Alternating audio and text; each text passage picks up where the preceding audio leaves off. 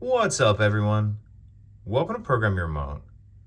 Today we're going to be taking a look at how to change the battery in a Ford remote key fob. So this smart key remote fob is going to be for vehicles that have a push button start ignition, and it's going to use replacement battery CR2032. We'll also need a flathead screwdriver. So the first thing we want to do is remove the emergency key that's in the bottom of the fob. That's done by pressing this release on the back, and then the key will slide out like that, and we can just set that to the side.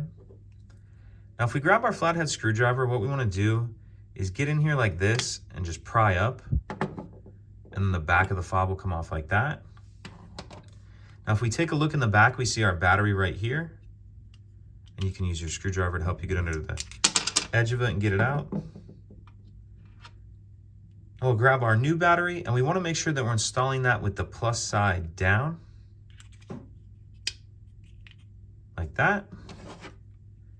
And then go ahead and just snap the two halves back together.